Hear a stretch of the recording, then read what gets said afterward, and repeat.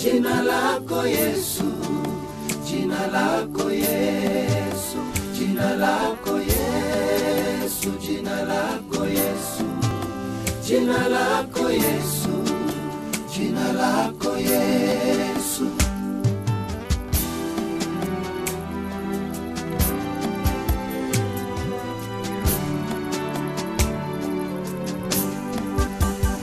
Que le Seigneur vous bénisse partout où vous êtes.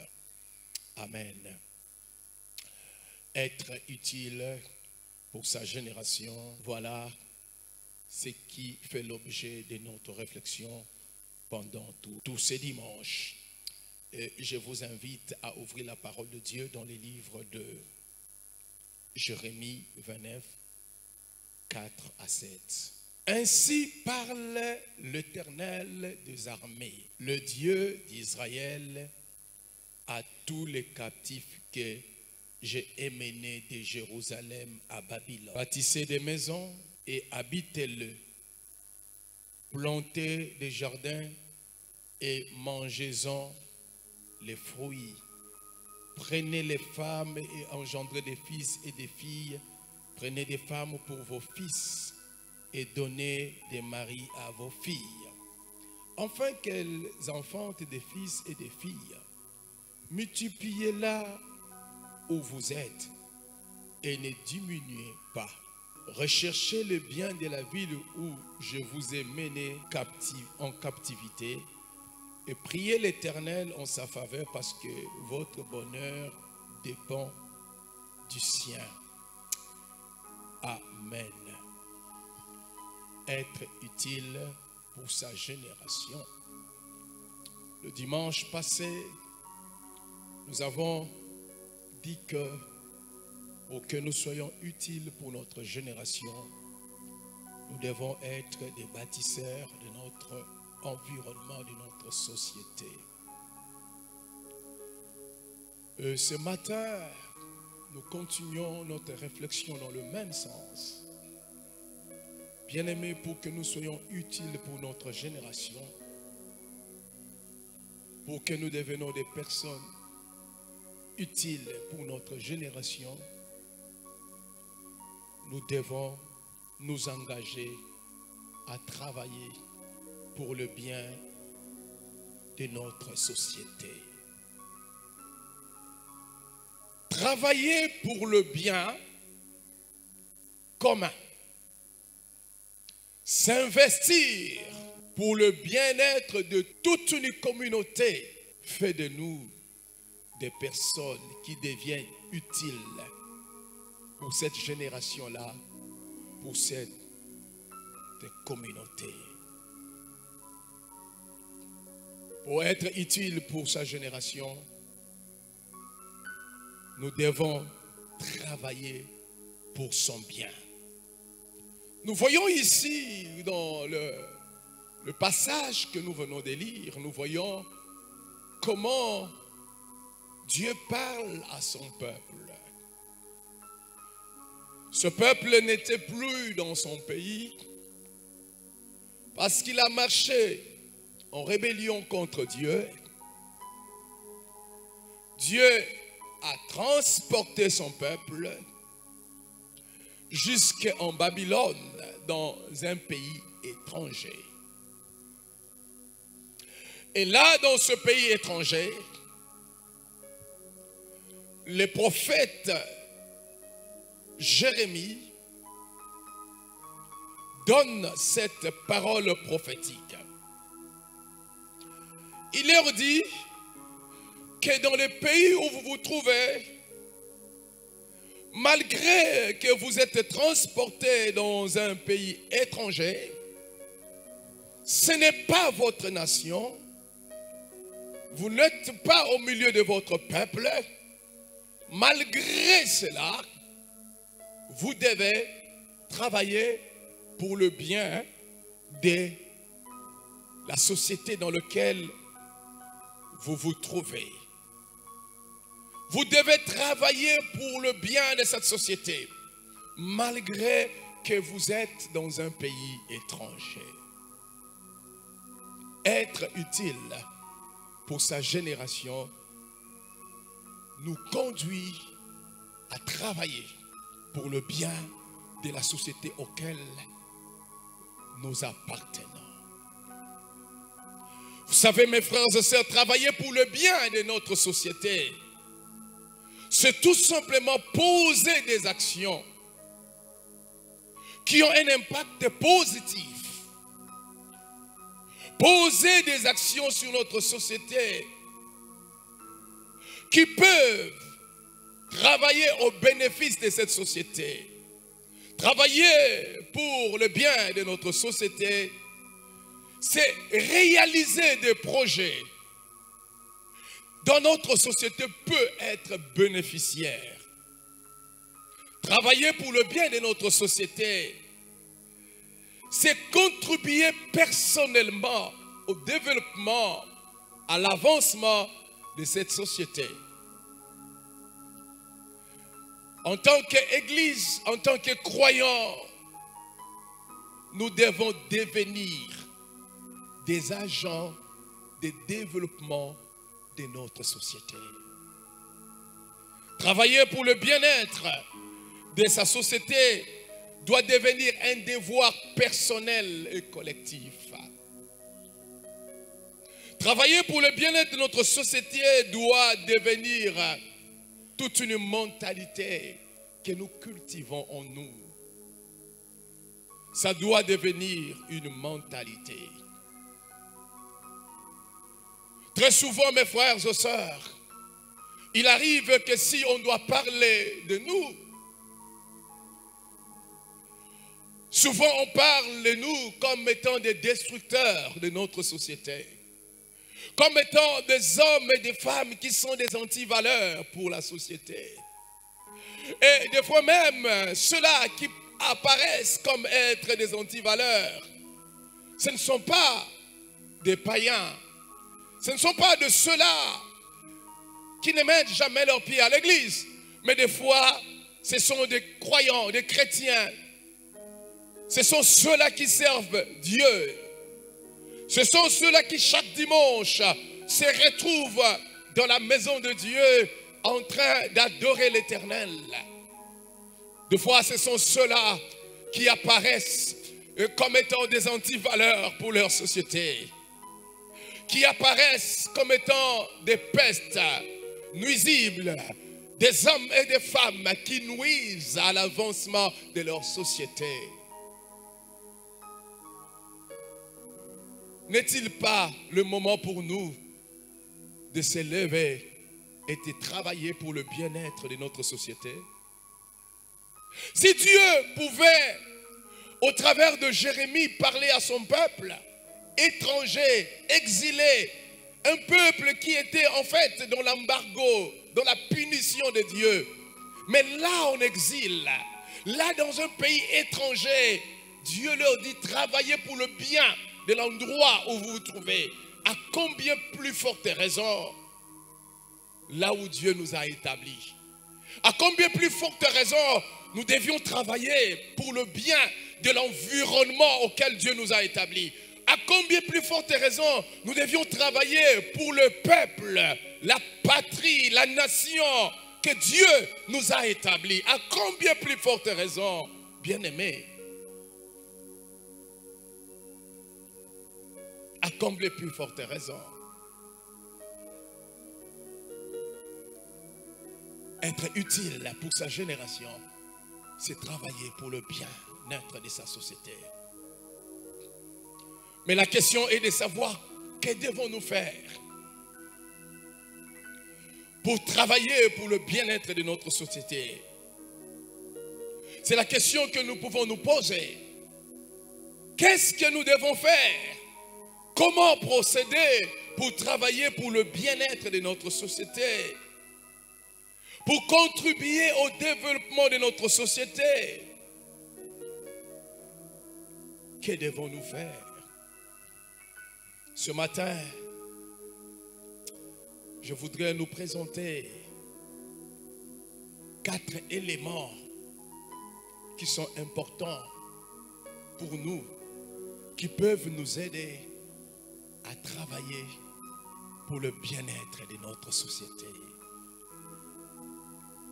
Bien-aimés, pour contribuer au bien-être de notre société, la première chose que nous devons apprendre, nous devons comprendre, pour travailler au bien-être de notre société, nous devons apprendre à aimer notre société.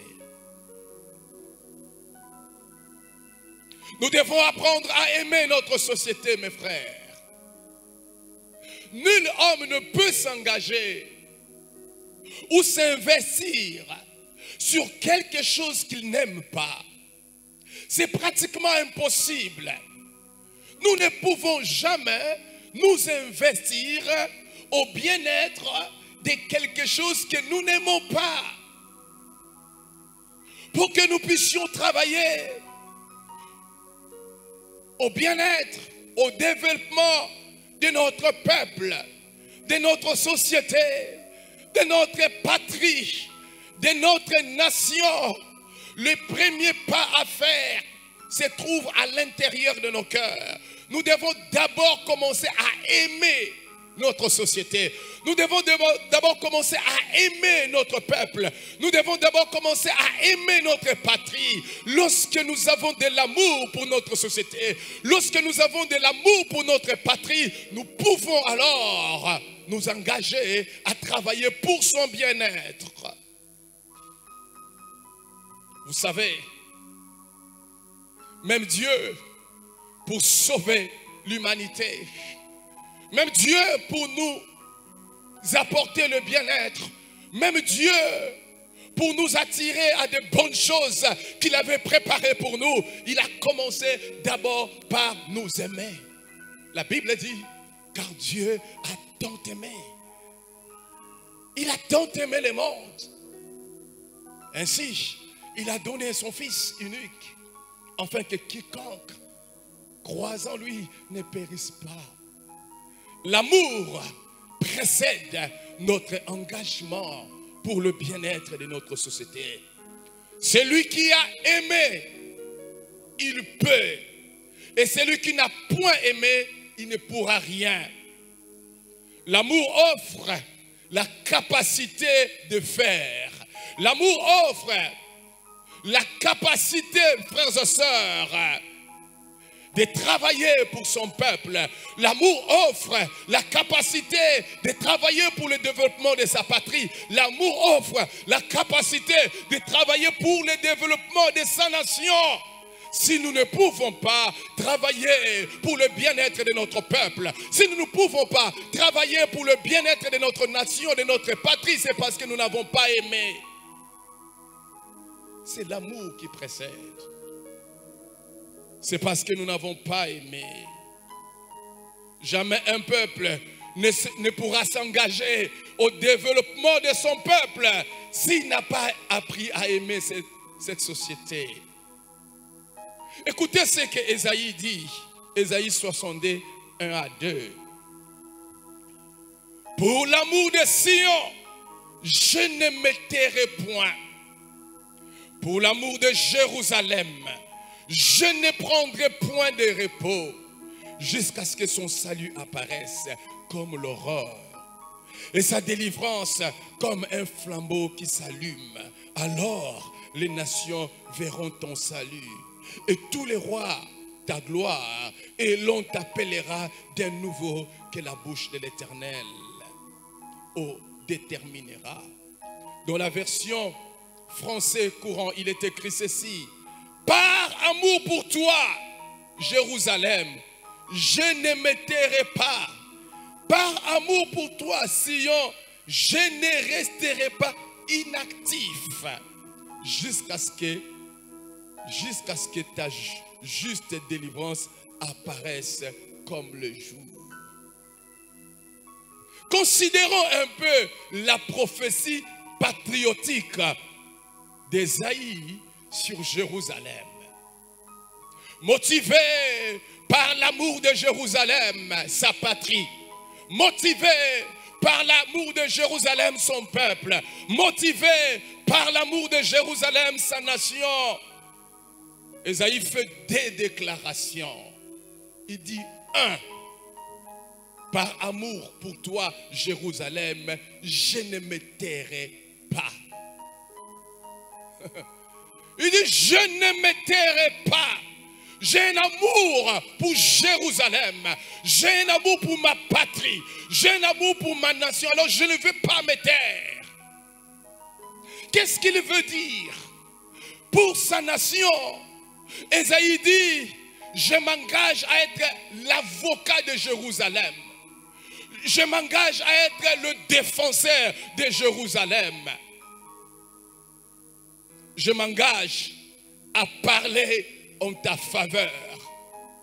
Je ne vais pas me taire. Mais pourquoi cet homme défend-il Jérusalem? Pourquoi Ésaïe se fait-il avocat de Jérusalem? Pourquoi Ésaïe se fait-il avocat de sa patrie? C'est parce que son cœur était rempli de l'amour de Jérusalem. Son cœur était rempli de l'amour de son peuple. Son cœur était rempli de l'amour de sa patrie. Est-ce que aimons-nous notre peuple? Est-ce que aimons-nous notre patrie? Est-ce que aimons-nous notre nation? Pourquoi Ésaïe défend-il Jérusalem? C'est parce que son cœur était rempli de l'amour de Jérusalem qui est sa société.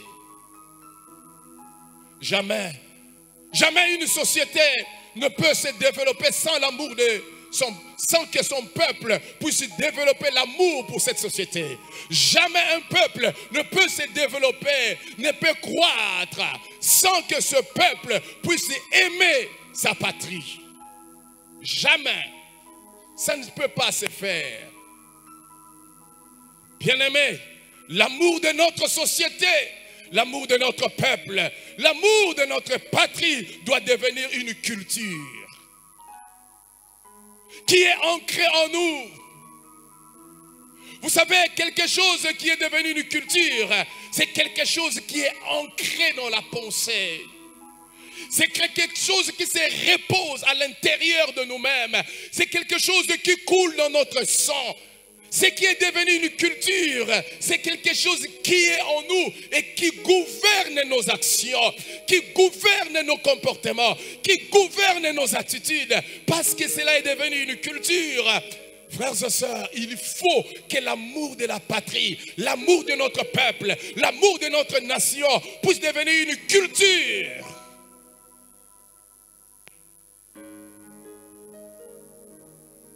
La deuxième chose qu'Ésaïe déclare, il dit, Ésaïe déclare à ne pas être inactif pour Jérusalem. L'amour pour sa société, l'amour pour son peuple, l'amour pour sa patrie pousse aux actions positives pour cette société. Jamais une personne qui est remplie de l'amour pour sa société restera inactif en faveur de cette société. Ça rend actif. Chacun d'entre nous, nous devions apprendre à développer dans notre esprit, à imaginer des choses qui peuvent faire avancer notre société. Vous savez, frères et sœurs, un parent, dans sa vie de tous les jours, dans sa réflexion de tous les jours, dans ses projets de tous les jours, un véritable parent responsable, il ne pense qu'au bien-être de ses enfants. Quand il se lève le matin, il a dans son esprit ce qu'il doit donner pour que les enfants aillent à l'école. Il a dans son esprit ce qu'il doit donner pour que les enfants mangent à midi. Il projette déjà l'université, l'école auquel l'enfant doit étudier. Il y réfléchit sur les conditions sociales dans lesquelles il doit mettre son enfant. Parce qu'il aime cet enfant. Parce qu'il est le parent de cet enfant. Frères et sœurs, nous devons le savoir. Chacun d'entre nous est le parent de sa patrie. Chacun d'entre nous est le parent de son peuple. Chacun d'entre nous, nous sommes les parents de notre nation. Nous sommes les parents. De même que les parents physiques réfléchissent, s'engagent pour le bien-être de leurs enfants, de même, nous également, en tant que des parents dans la nation, nous devons avoir dans notre esprit la pensée. Nous devons nous engager au bien-être de notre patrie, au bien-être de notre nation, parce que nous sommes les parents de cette nation. Les parents du voisin ne viendront jamais prendre soin de ton fils, de tes enfants, plus que toi-même. Amen. Voilà pourquoi nous devons apprendre à faire du bien à notre patrie. À faire du bien à notre patrie. Quelqu'un se pose la question, est-ce que ça c'est l'évangile? Oui, c'est l'évangile. C'est la parole de Dieu. Alléluia. Pour travailler au bien-être de notre société, nous devons apprendre, mes frères, à discerner les besoins de notre société. Celui qui a aimé sa société, celui qui désire voir cette société se développer, cette personne-là également doit avoir l'intelligence, doit avoir le discernement de comprendre où se trouve le besoin de sa patrie, où se trouve le besoin de son peuple. Frères et sœurs, la plupart d'entre nous ici, nous sommes très jeunes. Alors que nous sommes très jeunes, c'est aujourd'hui que nous devons discerner quel est le besoin de notre patrie. Car comment pouvons-nous faire du bien à notre patrie? Comment pouvons-nous développer notre patrie? Comment pouvons-nous le faire si nous ne connaissons pas le vrai besoin de notre patrie? Notre jeunesse doit connaître le besoin de sa patrie. Doit connaître ce besoin. La Bible dit, dans 1 Chronique 12, 32, j'aime ce passage, des fils d'Isaacar, écoutez ce que la Bible dit, qui savaient discerner les temps pour comprendre ce que devait faire Israël. Isaacar savait discerner les temps. En Israël, il y avait 12 tribus. Et parmi ces 12 tribus, il y avait un petit tribu. Ce n'était pas un tribu très fort. Ils étaient petits, même en nombre. Mais cette tribu d'Isaacar avait un don. Cette tribu avait une grâce particulière. La grâce que cette tribu d'Isaacar avait, c'est la grâce de discerner le temps. De comprendre quand il faut agir. Dans quel temps il faut agir. Ils savaient ça. Cela était dans l'esprit d'Isaacar. Face au temps de besoin que notre société peut avoir, nous devons discerner quel est le besoin primordial, quel est le besoin mère. Si le besoin auquel si nous arrivons à répondre à cela, nous arrivons à toucher à cela, cela va déclencher le processus du bien-être pour notre société. Quel est le besoin? Isaacar savait, Isaacar discernait le temps. Nous avons besoin de jeunes chrétiens remplis du Saint-Esprit, mais aussi de jeunes qui ont l'intelligence de discerner qu'est-ce qu'ils peuvent faire pour répondre aux besoins primordiaux de leur société. Qu'est-ce qu'ils peuvent faire? Dans Proverbe 3,19, un passage extraordinaire. La Bible dit, Dieu, pour créer la terre, il s'est servi de sa sagesse. Et il a créé la terre. Mais pour poser le ciel, le stabiliser, pour que le ciel ne bouge pas, pour que le ciel n'amène pas le chaos sur la terre, la Bible dit que Dieu a utilisé son intelligence. Il s'est servi de l'intelligence. Nous avons besoin d'hommes et de femmes intelligents. Nous avons besoin d'hommes et de femmes qui ont le savoir-faire, qui peuvent discerner qu'est-ce que nous pouvons faire. Quelles sont les actions à faire pour arriver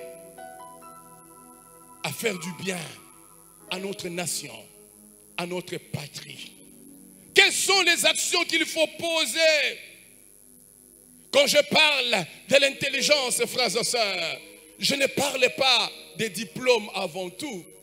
Quand je parle de l'intelligence, je ne parle d'abord pas du tout à la licence, au doctorat que vous avez, mais je parle ici de la capacité que nous avons, de la capacité que nous pouvons avoir de comprendre quelles actions poser et des actions qui peuvent amener notre peuple, notre patrie, notre nation à s'épanouir, à se développer.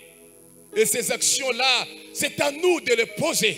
Et ces actions-là, c'est à nous de les faire. Et nous devons avoir cette intelligence pour travailler pour le bien-être de notre société.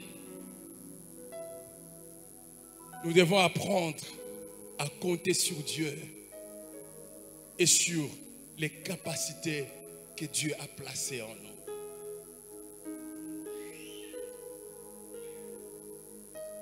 Il y a des capacités que Dieu a placées en nous. Il nous a donné des capacités de faire. Dieu nous a rendus capables par son esprit qui est en nous d'imaginer des choses. Il nous a rendus capables. La Bible dit dans Exode 31, 2 à 6, écoute, j'ai choisi Béthalel, le fils d'Uri, petit-fils de Our, de la tribu de Juda, et je l'ai rempli de mon esprit pour le rendre très habile et intelligent. Il connaît toutes sortes de techniques. Il sait élaborer des projets, travailler l'or, l'argent et le bronze, ciseler les pierres précieuses et les monter, sculpter le bois. En un mot, il sait tout faire. La Bible dit, il sait tout faire. Bien-aimés, nous devons avoir confiance au talent que Dieu a mis en nous. Parce que ce n'est pas par hasard que Dieu a placé ses talents en nous. Ce n'est pas par hasard qu'il a placé ses dons en nous. Il a placé ses talents en nous, non pas pour nous, mais il a placé ses talents pour que ces talents soient utiles pour les autres, pour le peuple, pour la nation, pour la patrie. Nous n'avons pas besoin de compter avant tout sur les autres pour notre avancement. Nous n'avons pas besoin de compter avant tout sur les autres pour notre développement. Car quand Dieu établit un peuple dans un environnement, quand Dieu établit un peuple dans une nation, quand Dieu établit un peuple, il donne à un peuple une patrie, et Dieu donne également les capacités à ce peuple pour développer cette patrie, pour faire avancer cette patrie. Il avait pris Adam, il l'a placé dans le jardin. Il n'a pas cherché qu'une autre personne vienne travailler le jardin, mais il a dit à Adam que tu vas assujettir les jardins, tu vas planter les jardins. En d'autres termes, tu vas développer les jardins. Dieu, lorsqu'il établit un peuple quelque part, il donne à ce peuple les capacités qu'il faut pour développer l'environnement dans lequel il a établi ce peuple. S'il prend ce peuple, il l'établit sur une île, ou une île désertique, où il n'y a pas de l'eau, où il n'y a pas de pluie. C'est une île rocailleuse. Et bien aimé, ce peuple qui se trouve dans cet endroit-là, Dieu donnera à ce peuple la capacité de faire vivre cette île. S'il prend ce peuple, il l'établit dans le désert, là où il fait très chaud, là où la semence ne peut pas pousser, il l'établit là. Sachez-le que dans ce désert-là, Dieu donnera à ce peuple le don, la capacité qu'il faut pour développer ce désert. Frère, là où Dieu établit un peuple, il donne à ce peuple la capacité de développer l'environnement dans lequel il a établi ce peuple. Voilà pourquoi nous n'avons pas besoin 24 heures sur 24 heures de tourner nos yeux ailleurs pour chercher le secours, car la capacité, Dieu nous l'a donnée. La capacité se trouve en nous. Il nous a donné cette capacité-là. Il ne peut pas établir un peuple dans un endroit et laisser ce peuple comme ça, sans capacité, sans possibilité de réaliser quelque chose. Non, Dieu ne peut pas le faire.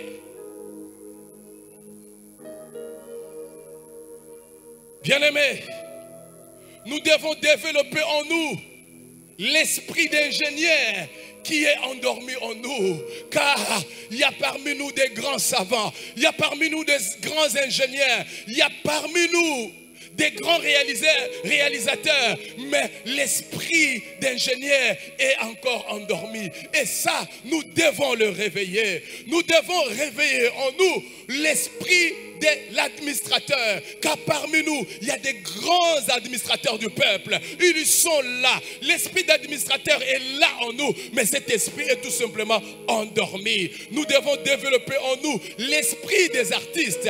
Car cet esprit-là est en nous. Mais cet esprit est endormi. Il faut que cela se réveille. Il faut que cela se réveille.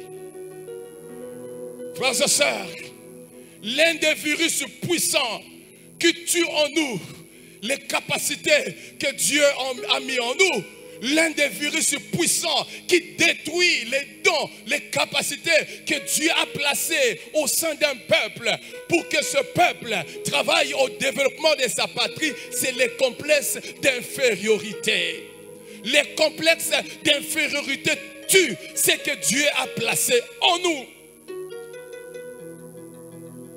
Voilà pourquoi il est important pour nous, en tant qu'individus, en tant que peuple, en tant que nation, nous soyons libérés du complexe d'infériorité. Il m'est arrivé des fois à entrer dans certains de nos supermarchés. Vous pouvez voir comment les Congolais tremblent devant une certaine peau, une certaine race. Ils y tremblent, ils y tremblent. C'est le complexe. Et nous devons tuer ces complexes. Nous devons tuer ces complexes pour que les capacités que Dieu a mis en nous puissent être manifestes. Nous devons tuer ces complexes pour que les dons que Dieu a mis en nous, nous puissions faire bénéficier à cela à notre patrie. Nous devons le tuer. Le complexe d'infériorité. Écoutez mes frères, il n'y a pas sur la terre d'hommes ou de personnes supérieures à d'autres. Il n'y en a pas. Il n'y a pas une race supérieure à une autre race. Il n'y en a pas. Il n'y a pas d'hommes supérieurs. Seulement, il y a des hommes complexés. Il y a des hommes qui ne croient pas à ce que Dieu a placé en eux. Il y a des hommes qui ne croient pas aux grâces que Dieu a placées en eux. Voilà pourquoi nous avons tendance de penser que le meilleur est ailleurs. Le meilleur est ailleurs. Le meilleur est de l'autre côté. Parce que nous sommes tellement complexés.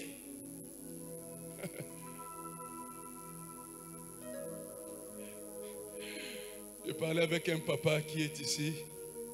Il me parlait d'une prédication qu'il a entendue prêcher quelque part ici dans notre quartier.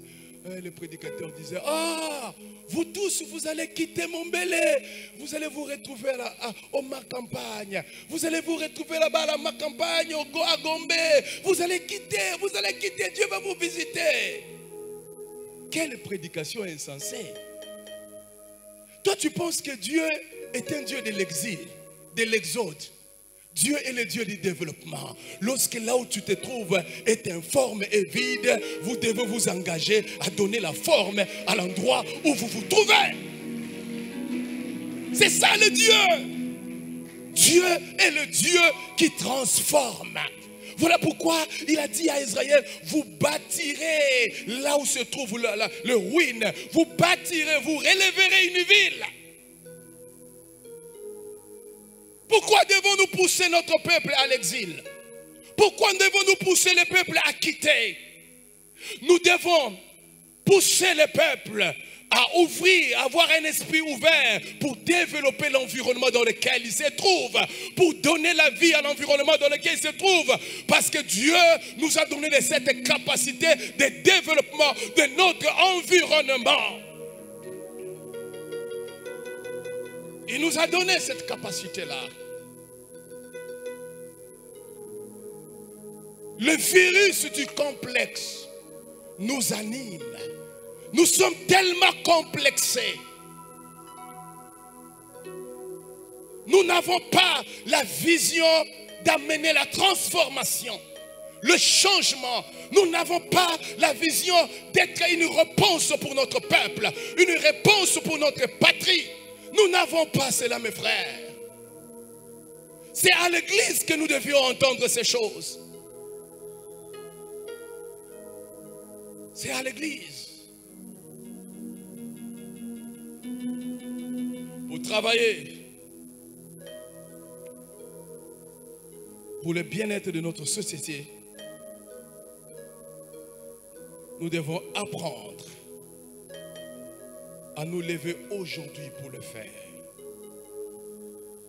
C'est aujourd'hui que nous devons apprendre à nous lever pour le faire. Nous devons nous libérer de l'esprit de la procrastination. Procrastination, un esprit qui conduit les hommes à repousser toujours demain ce qu'ils doivent faire aujourd'hui. Je le ferai demain. Je le ferai le jour prochain. Je le ferai l'année prochaine. Non! Nous devons nous libérer de cet esprit de la procrastination qui nous conditionne à repousser toujours demain. Le projet que j'ai dans mon esprit, je le ferai demain. Cette entreprise-là, cette affaire-là, je le ferai demain. Mais que disent les Écritures? Que disent la parole de Dieu? Ecclésiaste 9, 10. Utilise ta force à réaliser tout ce qui se présente à toi.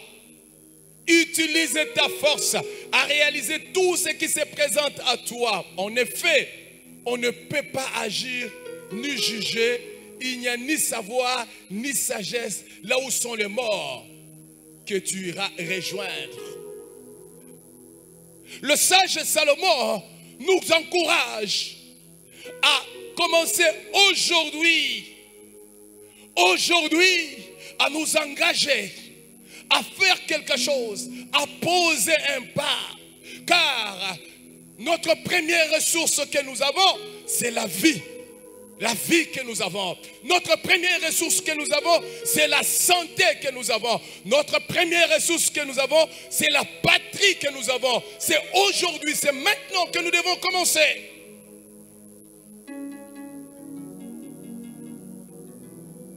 Dieu a dit à Gédéon, quand tu auras tout ce qu'il faut, quand tu rassembleras tout ce qu'il faut, quand tu auras des dizaines de milliers de soldats, alors tu iras combattre. Non, il a dit à Gédéon, va avec la force que tu as. Alléluia. Commence le travail de libérer le peuple avec la force que tu as. Jeune, lève-toi maintenant. Avec ce que tu as là, commence. Avec ce que tu as là, fais un pas. Avec ce que tu as là, agis. Commence maintenant. N'attends pas que tu puisses rassembler.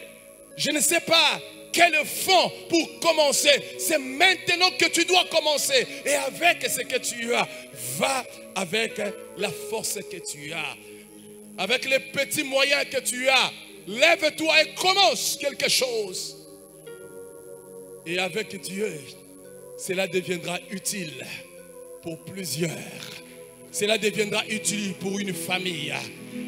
Cela deviendra utile pour le peuple. Et avec Dieu, cela deviendra utile pour la nation. Être utile pour sa génération. Jeunes, c'est le temps où nous devons nous faire utiles pour notre patrie.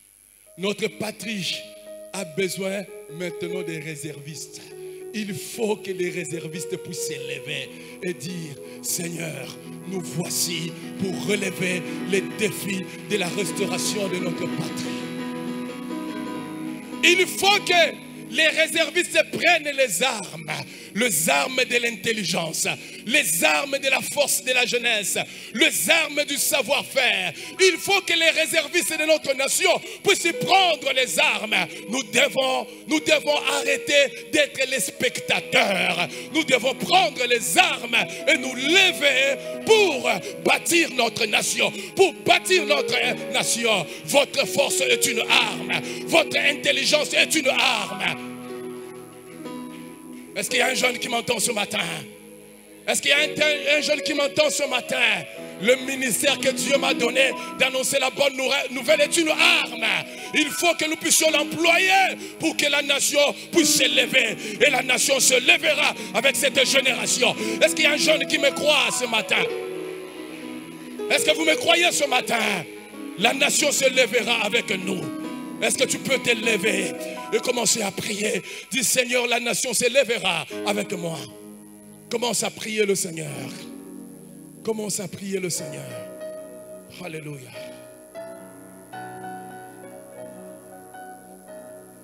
Horimashita dabayit.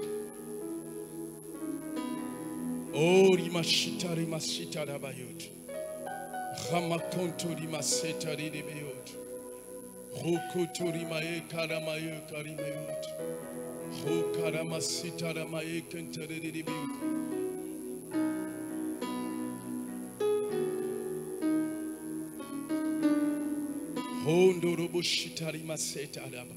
Est-ce que tu peux prier le Seigneur? Seigneur, alléluia, je suis là. Je suis là pour être utile pour ma nation. Je suis là pour être utile pour ma nation. Je suis là pour être utile pour ma nation. Je suis là pour être utile pour ma nation. Je suis là pour être utile pour ma nation. Je suis là pour être utile pour ma nation. Je suis là pour être utile pour ma nation. Je suis là pour être utile pour ma nation. Alléluia. Merci Seigneur. Alléluia. J'aimerais que tu sois debout, tu lèves tes mains, je vais prier.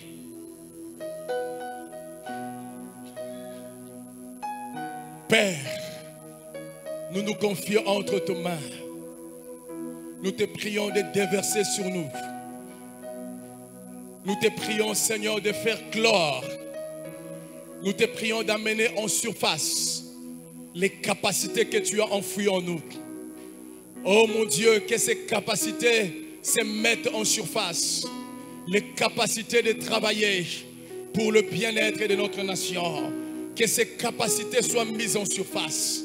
Je te confie, Seigneur, mon Dieu, cette assemblée remplie de jeunes. Mon Dieu, arme-nous, Seigneur. Arme-nous du savoir. Arme-nous de l'intelligence. Arme-nous de la force. Arme-nous de la vision pour être des instruments, Seigneur mon Dieu, pour l'avancement de notre patrie, pour l'avancement de notre nation. Car tu nous as dit de travailler pour le bien de notre nation, car notre bonheur en dépend. Merci Seigneur. Merci Seigneur de bénir le peuple. Merci Seigneur d'armer le peuple. Seigneur mon Dieu, pour le développement de notre nation. Merci parce que nous allons vivre de temps nouveaux. Merci parce que nous allons vivre des temps nouveaux, des temps de bien-être. Oui, des temps de bien-être. Merci Jésus. Bénis cette parole dans nos cœurs. Bénis nos offrandes, nos dîmes, nos dons pour la construction. Au nom de Jésus, nous avons ainsi prié. Amen. Jina lako Yesu, jina lako Yesu, jina lako Yesu, jina lako Yesu, jina lako Yesu, jina lako Yesu.